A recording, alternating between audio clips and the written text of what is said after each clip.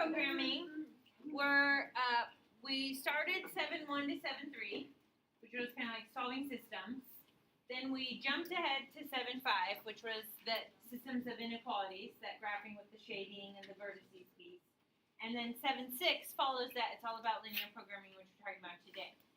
We have one more set of notes after today that will happen on Wednesday. That's section 7.4, so we kind of go back to the middle. Section 7.4 is something called partial fraction decomposition. It's sort of like this random skill thrown in. It matches with chapter 7, but it doesn't follow quite as nicely, so we rearranged the order. And then you'll have everything you need for chapter 7. I believe if you check your gold sheet, your chapter 7 test is scheduled for next Tuesday. So, last Friday when you guys were taking the quiz, some of you might have had a moment of like, I don't really know how I'm supposed to do this problem. And so that's perfect. That happened on a formative assessment of which you're using for learning, and so you can make corrections and you can learn from that. And we want you to have that figured out before the test. So I have no issues if that's how you felt on Friday. That's a bummer. I don't want you to feel that way. But it's like, what are you going to do about it this week because your test is happening next Tuesday? So we're going to talk about linear programming today. Linear programming is actually this really cool subset of mathematics. Obviously, it has the name programming in it, so eventually you might be applying a computer program to solve, but we're going to solve simple ones that we can do by hand. But it's like under this subset of study called operations research. And so I took one semester of operations research in college, and you do problems like this, and then there are some other types of problems that you encounter. But basically what you're trying to do is optimize things. So you're looking for like the best possible scenario. When you're doing something like linear programming, it could be like when you're trying to figure out like where should the next Starbucks go? Which corner of the town is best for the next Starbucks? Where is it going to get the most traffic? Where does we need the Starbucks? All those different kinds of pieces of information come together, and we can say that. Or if we're thinking like military, we might say like in a battle, where do we need to send this troop? Where do we need to put these people to do the most for what we're trying to accomplish in that battle or whatever that may be. So it's actually a really cool subset that has a lot of application use in the real world. We're going to do two examples here at the very beginning that don't have any kind of like story to them. So it's just so we can practice these bullet points. So notice up at the top you have a blank where optimization is. What I would have you fill in for optimization is essentially you are finding minimums or maximums.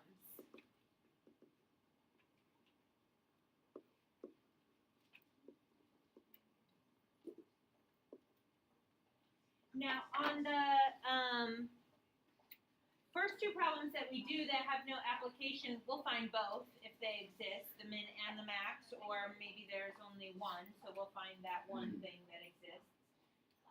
But in a word problem, you'll know what you want to do. Do you want to minimize cost, or do you want to maximize profit? Is basically what we'll be working with.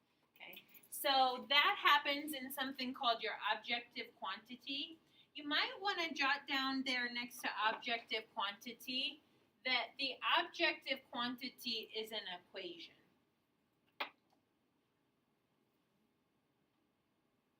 It's actually, when you're setting up a linear programming problem, it's the only part that is an equation. The other things, the constraints, are inequalities. So more like section 7.5. The objective quantity, when it's like no kind of application problem, it's usually like a z equals equation, just a random variable z equals. When I do the application problems, like the backside is a word problem, if it's a profit I'm trying to maximize, I'll use p equals. If it's a cost I'm trying to minimize, I'll use c equals. So you can use whatever letter you want. If you always want to use z, but I like to use a letter that goes along with what I'm trying to find. So that's your objective equation, or objective quantity, and it's an equation. Constraints are inequalities, so those are the things in the real world that are constraining you. You can't do anything about that. You have a limited number of resources or time or whatever that may be.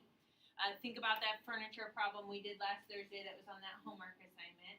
we were constrained by the number of hours in each of the centers for building tables and chairs.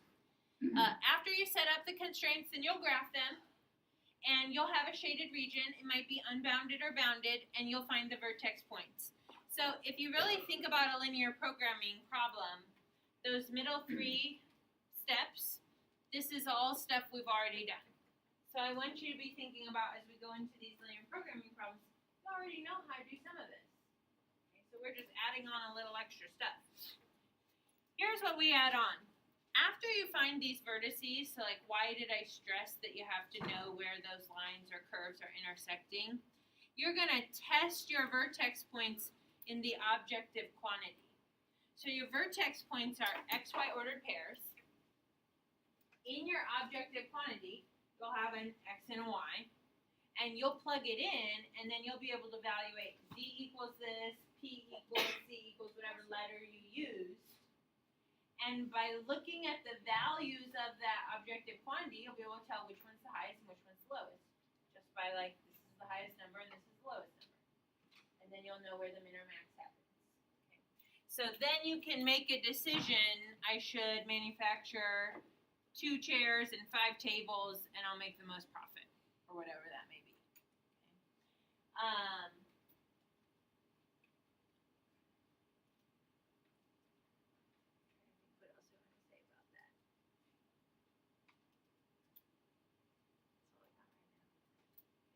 There's just like this extra piece at the end where you're going to take your vertices and plug them into that extra equation that you have that we call the objective quantity, and you'll look for mins or maxes there.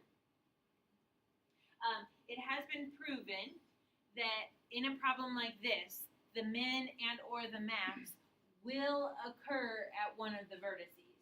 Like it won't be in the middle of the shaded region. We're not going to take the time to prove that that's actually the case, but it is. Okay, so you only have to test the vertices, and that's where your min and or max will happen. Okay, so let's look at the first example.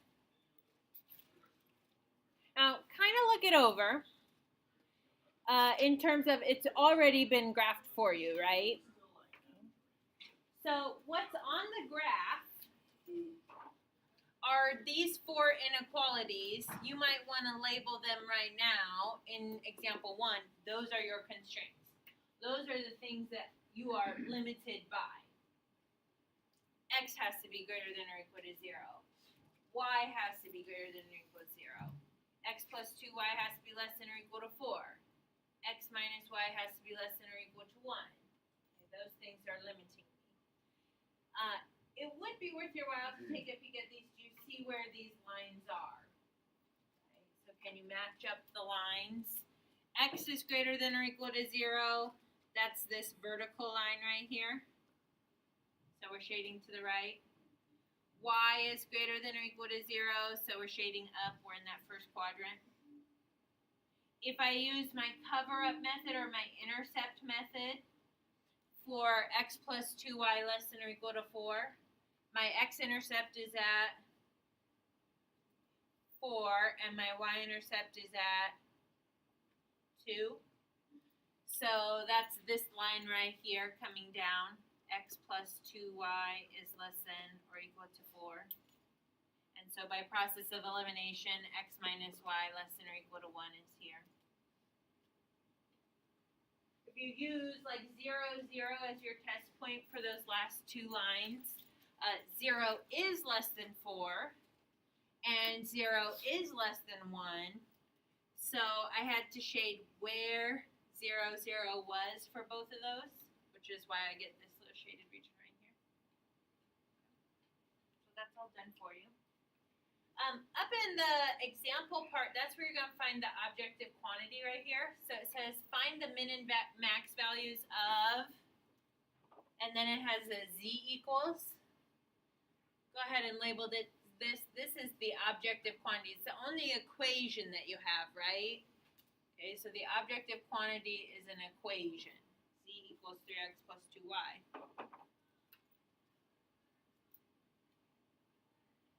So all the points in this shaded region work for all of these constraints. So I have infinitely many solutions.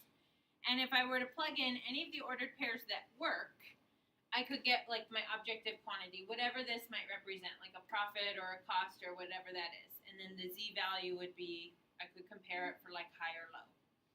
But we know that the highest and the lowest z values will happen at the vertices. So let's cross our fingers and name our vertices and make sure that they're actually intersection points. Okay, so I'm going to mark my 4 vertices on the graph. Got V sub 1, V sub 2, V sub 3, and V sub 4.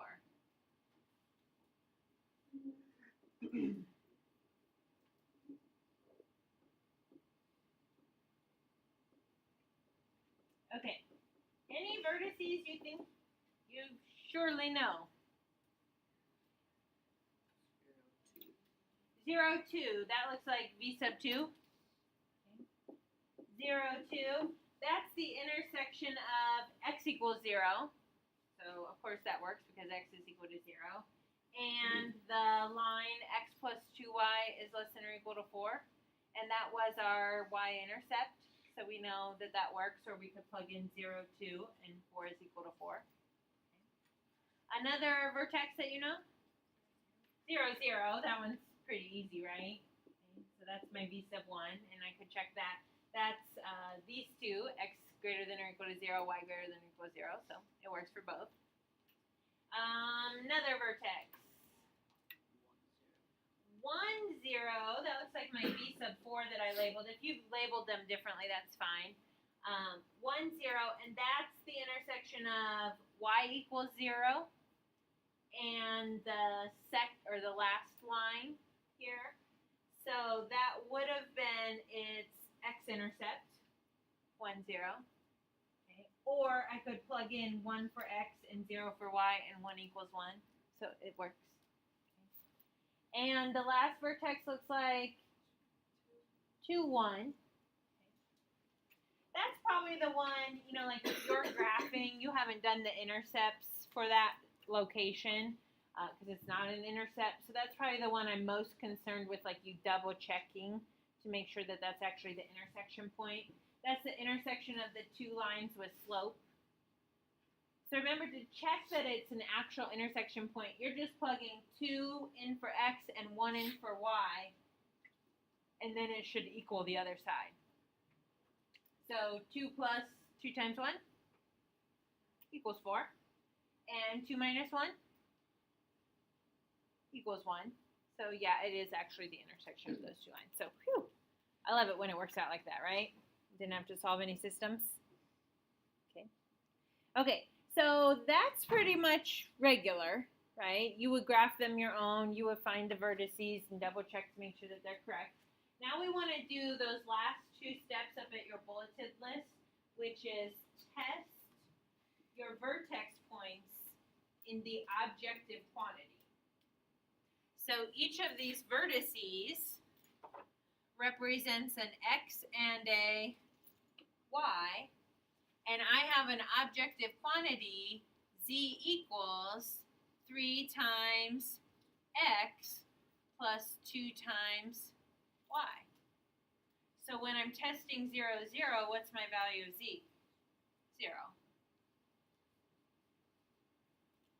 When I test v sub 2, z equals 3 times 0 plus 2 times 2, what's my value of z? 4. Do you see where I'm getting that z value? Okay, hang on one second, let me move this up. You have an objective quantity, z equals 3x plus 2y, that's in the words, correct? Okay. Each of these points is an x and a y, so plug them in. Z equals 3 times 2 plus 2, oops, there's an x on that, times 1. So I have substituted x and y into my objective quantity. And that one gives me z equals 8. And the last one will be z equals 3. All right.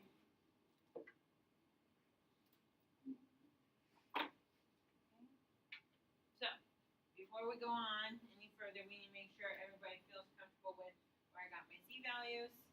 Are there any remaining questions that you may have for me? Yes, Hannah. So are you doing that just to check, make sure all the vertices are... Okay, the objective function, there's no meaning here, right? It's not a word problem. So the objective function is the thing that you're trying to do. Normally, it's going to represent something that has meaning. Profit, you want to maximize it. Cost, you want to minimize it. So what you're doing is you're taking the vertices, and now you're just plugging it into the function, and I'm getting 4 values. Z equals 0, z equals 4, z equals 8, and z equals 3. Now I can look at those values of z. The highest and the lowest values, if they exist, will happen at the vertices. Since this is a bounded region, the lowest my z value ever gets is 0. So this is my lowest value with v sub 1. I can say without a doubt the minimum occurs at 0, 0. So I'm making a decision. If I wanted to minimize something, I would choose the ordered pair 0, 0. I can also say, because it's bounded, it has both, where's my maximum? When z equals 8, and that's for v sub 3. So I have a maximum value for my objective quantity at 2, 1. Now, certainly if I write a new objective quantity, the min and max could change. It could be at different points. So it really goes back to like, what is your objective quantity when you plug them in? What is it equal? Okay? Other questions that you have for me? Can you please graph the constraints in example 2? And I'm going to add one constraint to the board. It's an easy one, okay, but it will help us. Y is greater than or equal to 0. Add that.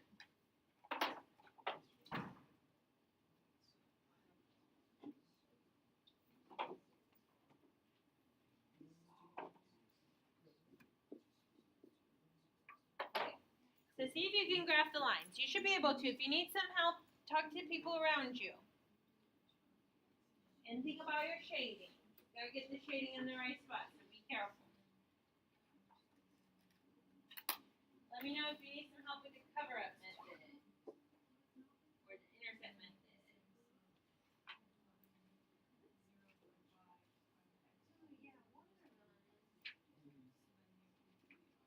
Did you use, you rewrote this? It must be, where's this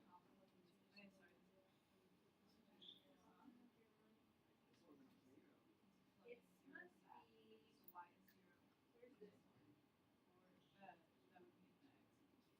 So this one has a positive slope. And it looks like maybe we graphed it with a negative slope. Okay, so if I'm doing the first graph, I would like plug 0 in for y. So essentially that's 0, right? So I cover up y and x equals 4. So then I should have 0.4, right? And then when I want the y-intercept, I'll cover up x because I'm putting 0 in for x. So 2y equals 4, y equals 5 by 2.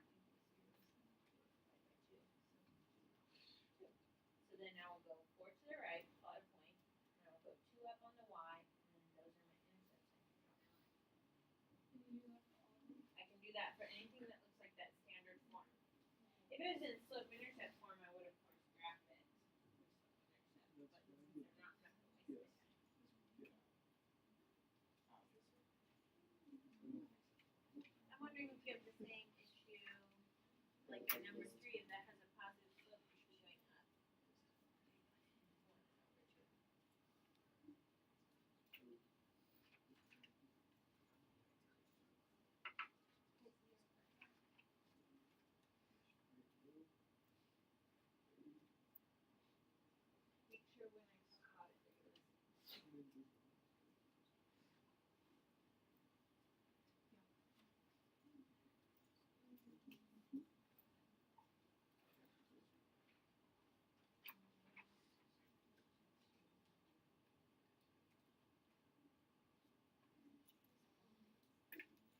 Okay, I'm going to take some time to do the intercept method on the board.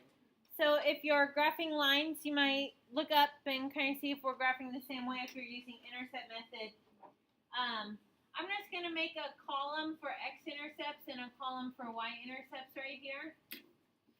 And then every time I want an x-intercept, I'm going to put 0 in for y. So solve what's left over, x equals 4. So I'll have 4, 0.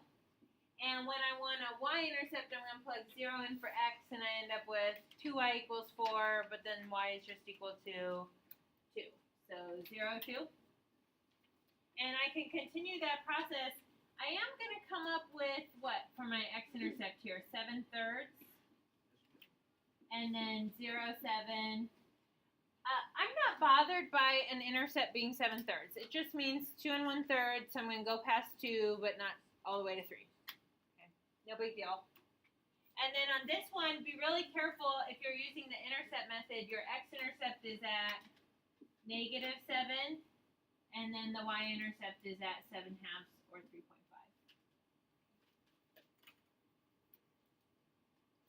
So then I'm going to plot these and graph the lines. All of the lines are solid. When we do linear programming, most of the time you should have the or equals to because the vertex point needs to be part of the solution. So I'm going to go 4, 0 and 0, 2 and draw a solid line. Now think about your shading. If I put 0, 0 in on the left side, that would give me 0 is greater than 4. Not true. So I should not shade where 0, 0 is. I should shade in the other direction, so I'm shading above the line. And then I'll graph my others, 7/3 and 7.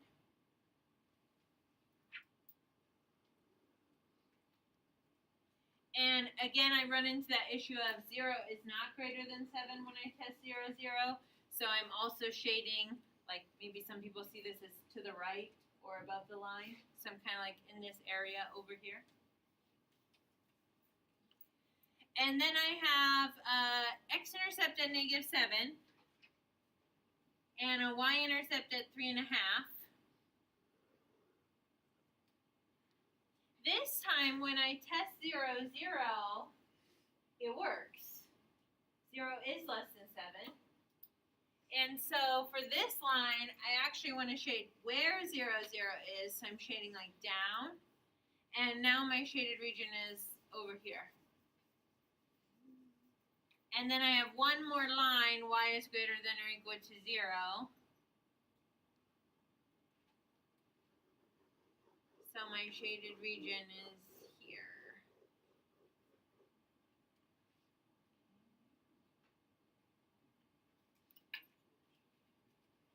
Questions about graphing any of those lines? Why yours look different than mine? Why I shaded where I shaded? What do we need to talk about? Yes, Tyler. Because if I didn't, we wouldn't have a min or a max. So I'm just being your teacher right now. We should have a y is greater than or equal to 0. You wouldn't do it on your own, it would be provided for you. That was like, Ms. Cronky should put y is greater than or equal to 0 on the example. Okay, what's different about the shaded region in example 2? It's unbounded. Okay, so think logically about this. If it's unbounded in some directions, it's two-dimensional, so it kind of goes out. A min and a max, both of them are probably not going to exist, right? If your x and your y, your ordered pairs, and you can kind of imagine what's happening. If you're looking in this section, what's happening to x and y as you move out? They're getting bigger and bigger and more positive, right? Both of them. So if you were to think about plugging bigger and bigger x's and y's into the objective function, z equals 4x plus 2y, is it ever going to get to a maximum point? No, it's just going to go bigger and bigger towards infinity. So it actually doesn't have a maximum. you might want to write a little note to yourself, like in the margins here. Unbounded usually has a min or max, not both.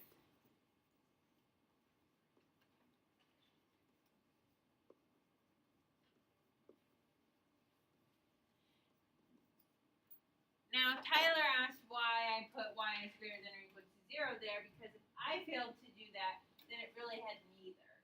So it is possible for unbounded to have neither, but I'm always going to have you have at least a min or a max. Okay?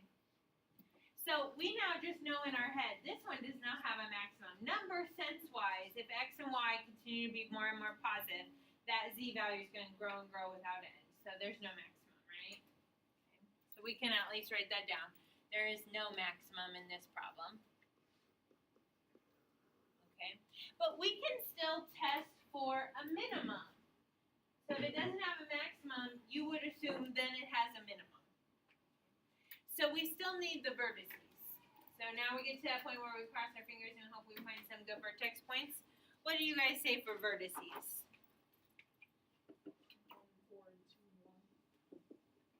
1, 4, 2, 1.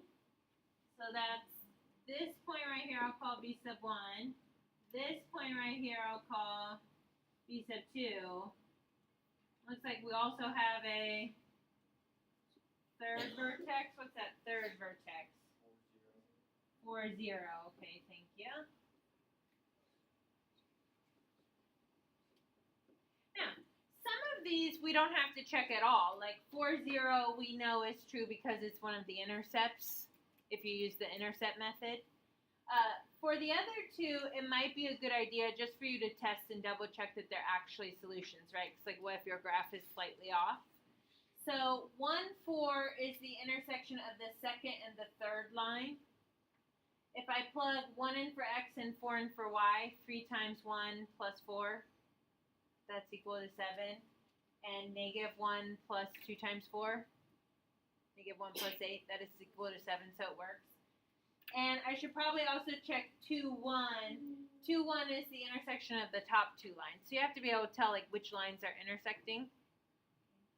And if I plug 2, 1 in, 2 plus 2 times 1 is 4, and 3 times 2 plus 1 is 7, so it works.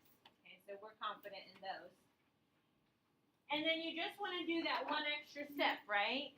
Once you have your vertices, plug them into your objective function, which is up here at the top of the screen, 4x plus 2y. So z equals 4 times 1 plus 2 times 4. That's 12. Z equals 4 times 2 plus 2 times 1. That's 10.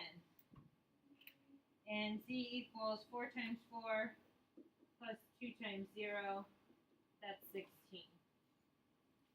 And we've already thought about like that unbounded solution. If we pick numbers way out in that unbounded region, those numbers are just going to produce bigger and bigger numbers.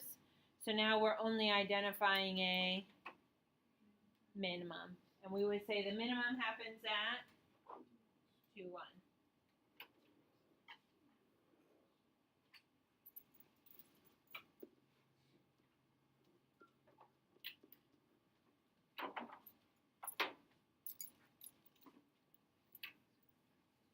All right, questions that you have for me?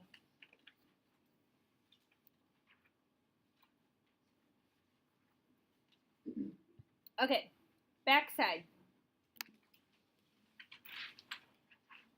I first want to give you a moment with this problem to like read it and try to make sense of it on your own. I'm going to say a few hints to you. I'll give you some time to read it on your own and maybe also talk with your group, but here are my hints. Remember back when we started solving systems, I stressed the importance of figuring out what they're asking you and using that to help define your variables. So I would begin at some point by saying, like, if I'm using x and y, what does x even represent?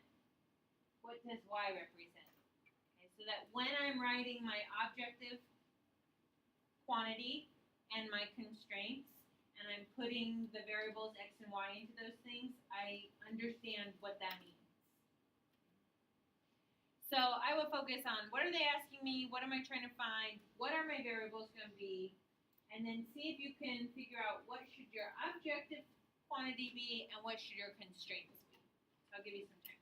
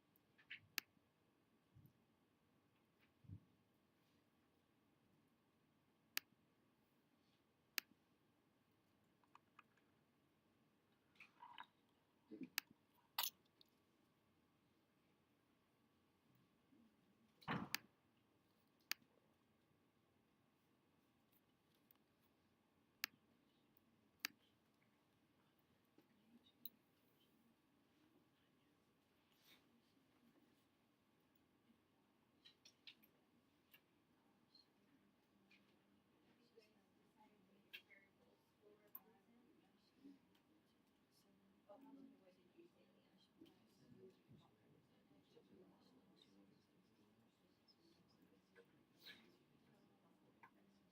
So we're just very different models, and they are true reasons that came out. Each of those exactly came out.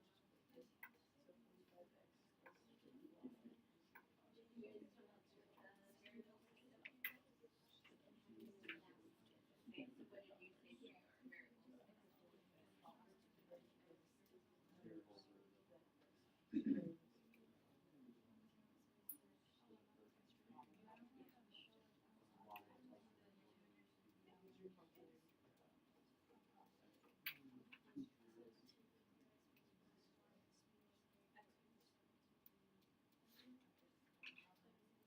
Variables,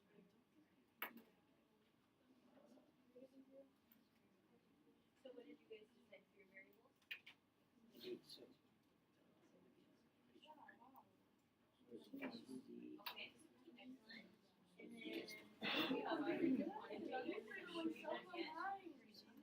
And the my constraints always remember that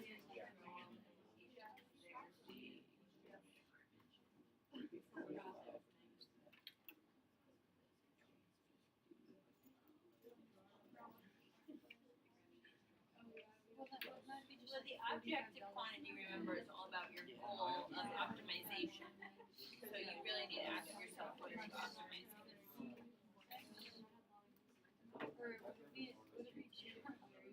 Yeah. Well, what is it you're trying to optimize? Profit. So your objective quantity should be an equation about profit and how to calculate it.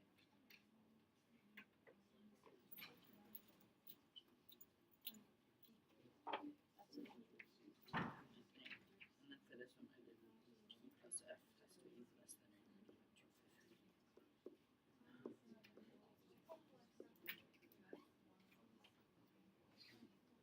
So you still use Y as like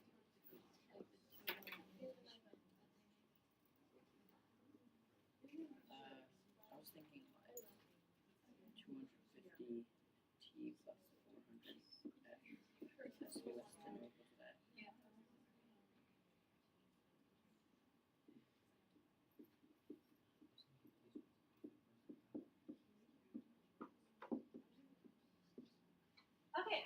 interrupt where you're at right now and bring us all together. So if you can just kind of like pause in your thought process or pause in your work, that would be great.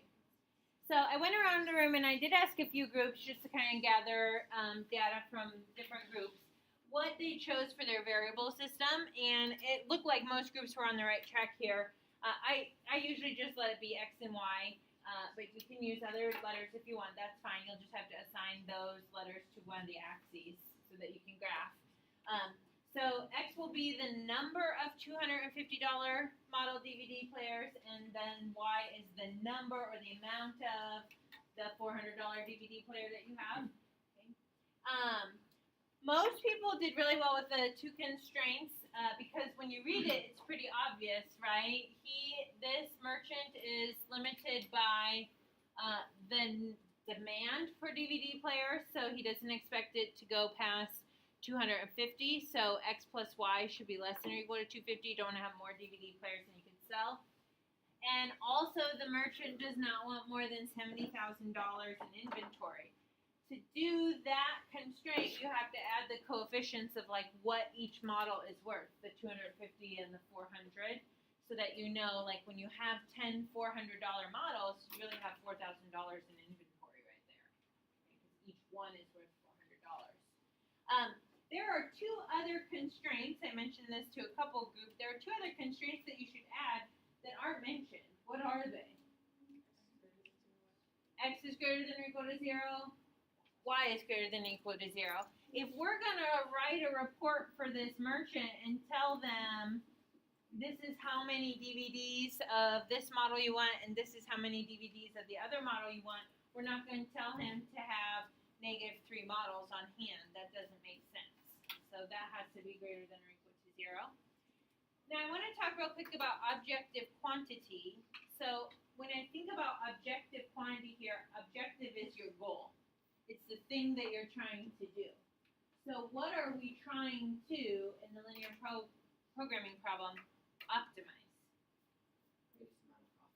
We want to maximize profit. It tells us that at the end. Therefore, my objective quantity has to be about profit. So you can say Z equals, I like to change it to P or C in a word problem, because then I know I'm talking about profit, I want maximum, or I'm talking about cost, I want minimum. And then you go back up and you should have some kind of information about profit or cost. So for the two models, we know the cheaper model gives us a profit of 45, and the more expensive model gives us a profit of 50. So our profit would be 45x plus 50y. And remember, that objective quantity is an equation, not an inequality. So it's like, how would you calculate the profit? If I sell 10 of these and 5 of those, this would be my profit. Okay, in preparation for the test next Tuesday, just be aware, on these word problems, I will not provide you with a coordinate plane. In years past, we've like added the coordinate plane, then we took it away, and then we put it back, and then we took it away again. We decided you have a better shot of graphing correctly if you don't have boxes. So I just need like a sketch of what the graph looks like so you can tell where the vertices are, right? If your graph isn't perfect, remember you can always solve the system to find the intersection.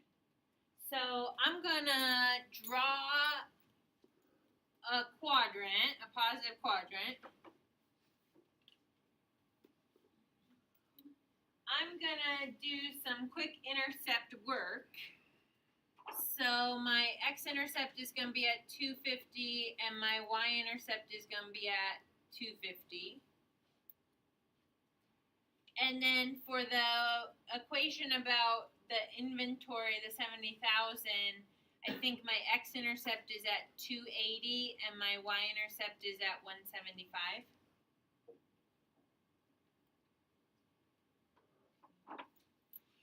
So then I can kind of use my intercepts and I can kind of gauge like what I want my scale to be. I need to get up to 280, so I'm probably just going to go by 50s. I'm not going to make my job super hard and scale by 2s. Okay, I'll just scale by 50s.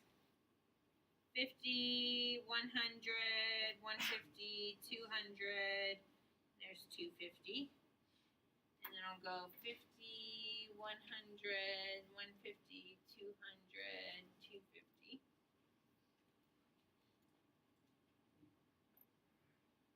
And I can plot my 250s. Make a connection there. I've got 280 on the X, which is a little bit past 250, and 175 on the Y.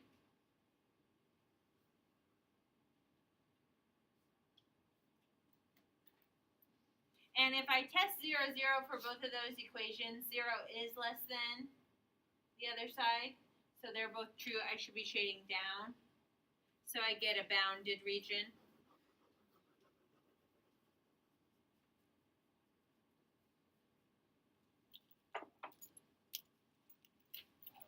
I'm going kind of quick through that graphing, but are we okay with that? Do you have questions? It doesn't have to be the most beautiful graph, but it shouldn't be like the messiest graph you've ever drawn either. I mean, take a little bit of time, but don't spend an exorbitant amount of time on it.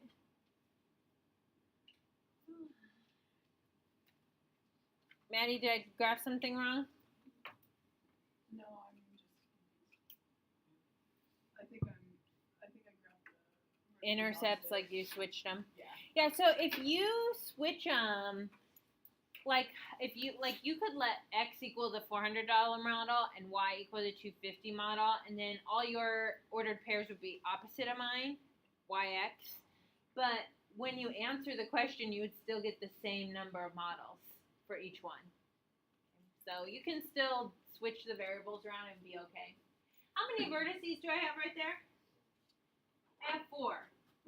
0, 0, 0, 175, 250, 0, and then I'm going to call this V sub 4. That's probably the one that I have to solve the system for, because I don't know exactly where it is. So I've got 0, 0, 0, 175, 250, 0, and then some other V sub 4. Now my graph wasn't very good. It's hard. It almost looks like 150, 100 right there, but I'm not even convinced that's right. So what I would do is I would just solve the system. Like I could treat this like row 1, and this would be row 2. You want to solve for X or Y first? X. So eliminate X or solve for X? Sorry. Eliminate X. Okay, so we would do like negative 250 times row 1. So that's negative 250X minus 250Y equals negative 62,500. What? 250 times negative 250. Negative 62,500. And then row 3, I'm sorry that I didn't or row 2, I'm sorry I didn't space it over. That's my bad. I'll apologize. Leave that one alone. I'll put my answer over in the white so you can see it. So I get 150Y equals, and then this will be 7,500. So Y equals 50, I think. Okay. And then once you have Y on this one, it's really easy to figure out X because they have to add up to 250, right? If I plug it back into row 1, that's got to be X plus 50 equals 250. Therefore, X equals 200. So that's my missing vertex. Now, that shouldn't be like any more difficult than what we did last week. That's the same stuff you guys have been doing, which is stuff that you've done since Algebra 2 or Algebra 1. Okay, so don't let that part, it's just a lot all at once. It's a long problem. Okay, but you can solve that system. I am confident in that, and you should be too.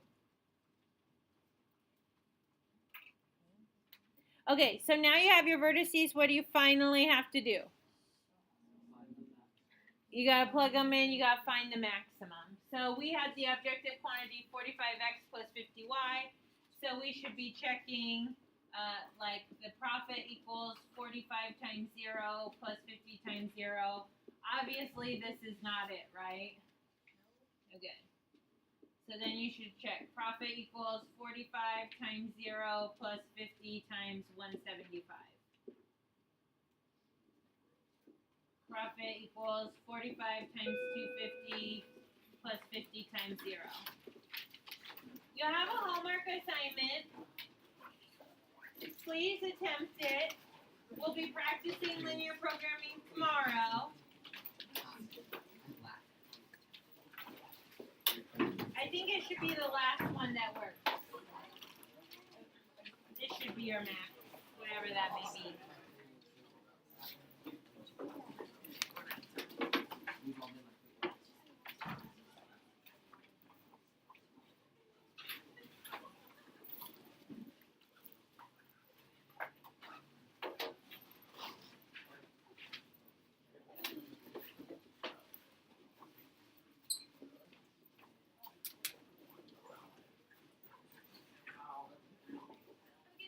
Bye, you too.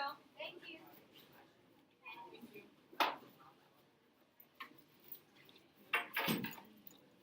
Could I have a passport anytime? And I'll basically just be coming